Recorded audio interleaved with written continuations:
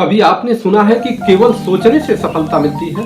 अगर सफलता इतनी आसान है तो परिश्रम करने की जरूरत ही क्या है। सोचने से अगर सफलता मिलती है तो दिन भर सोचते रहें, सफलता निश्चित रूप से मिल जाएगी। जय हिंद साथियों, मैं आपका साथी रघुवंश, केंद्रीय संयोजक, विश्व का सबसे लंबा तिरंगा समिति। मित्रों, अगर आपने इस चैनल को सब्सक्राइब नहीं किया है तो कर लीजिए। वीडियो देखने के बाद अगर आपको अच्छा लगे तो इसको लाइक करिएगा और अपने मित्रों और दोस्तों तथा सगे संबंधियों के पास पहुंचाइएगा, जिससे ये एक प्रकार के अद्भुत और विशेष रूप से यह वीडियो जो आप लोगों के सामने प्रस्तुत किया जा रहा है कि केवल चिंतन मात्र से सफलता मिलती है और केवल सोचने मात्र से सफलता कैसे मिल सकती है। आज का यही विषय है कि मात्र सोचने से सफलता मिलती है। इसको बहुत सारे शास्त्रों में भी इस बात को वर्णित किया गया है कि आप किस प्रकार से चिंतन करें और सफलता के रास्ते को आसान कर लें। मित्रों, इसकी बात को प्रारंभ करने के लिए हम एक कहानी से प्रारंभ करते हैं। बहुत छोटी कहानी है, इसको सुनने समझने का प्रयास करिएगा। भृंगी नाम का एक कीड़ा होता है। वह भृंगी नाम का कीड़ा दूसरे कीड़े को पकड़ता है और पकड़ करके ला करके अपने स्थान पर बंद कर देता है। और वो करता कुछ नहीं है, केवल और केवल अपनी आवाज भृंगी आवाज उसके कान में डालता है और लगातार यह करता रहता है। एक समय ऐसा आता है कि वही आवाज जो व्रिंग करता है, वही आवाज सुनते सुनते सुनते सुनते वह भृंगी नाम का कीड़ा जिस कीड़े को पकड़ करके लाया था उसको स्वयं के रूप में बदल देता है, अर्थात वह भी भृंगी बन जाता है। अर्थात ये समझना होगा कि भृंगी नाम का कीड़ा जिसको पकड़ा था वह भृंगी बन गया। कैसे बन गया? भौतिक रूप से भी बन जाता है, अर्थात बाहर से भी बन जाता है। अंदर से तो बन ही जाता है, बाहर से भी बन जाता है। तो इस पर चिंतन अगर किया जाए तो इसको समझ में आएगा कि सोचने मात्र से किस प्रकार की सफलता मिलती है। और यह ऐसा नहीं है कि केवल ऐसे ही कहानी हमने कहा है, यह सच्चाई है। ये बदलता कैसे है? उसका कारण यह है कि जिस कीड़े को वह पकड़ करके लाया था और जब उसके कान में व्रिंग की आवाज लगातार डालता है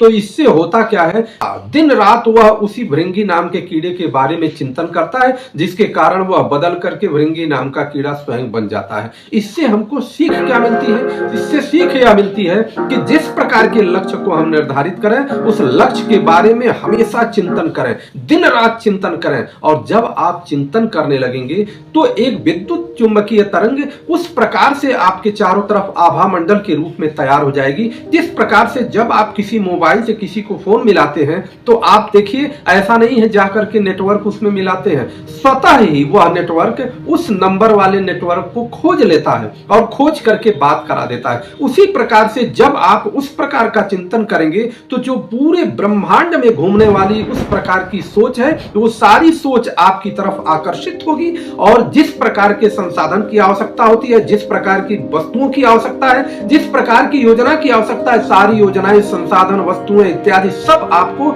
स्वतः ही धीरे धीरे उपलब्ध होने लगेगी। अर्थात उपलब्ध होने का ये मत समझिए कि बैठे रहेंगे और सब मिल जाएगा। वो सब आपके दिमाग में, आपके मस्तिष्क में उस प्रकार की बातें आने लगेंगी और आप सही रास्ते की तरफ चल देंगे और अपने लक्ष्य को प्राप्त करेंगे। तो इस प्रकार से अगर अनन्य चिंतन किया जाए किसी भी प्रकार के लक्ष्य का, जो भी लक्ष्य आपने निर्धारित किया है वह लक्ष्य निश्चित प्राप्त होता है। इसी को श्रीमद् भगवत गीता में 9वें अध्याय में भगवान श्री कृष्ण जी भी कहते हैं, अनन्य चिंतयन्तो माम ये जना पर्युपासते तेषां नित्याभियुक्तानां योगक्षेमं वहाम्यहम्। वो कहते हैं जो अनन्य चिंतन मेरा करता है तो वह बहुत सारी चीजें जो लक्ष्य के लिए जो आप प्राप्त किए हैं उसकी भगवान रक्षा भी करते हैं और जो नहीं मिलने वाला होता है उसको उपलब्ध भी कराते हैं। इस प्रकार से हमारा चिंतन अगर श्रेष्ठ बन जाए और अनन्य बन जाए, लक्ष्य के प्रति एकाग्रता हो जाए, सोच को परमानेंट उसी लक्ष्य की तरफ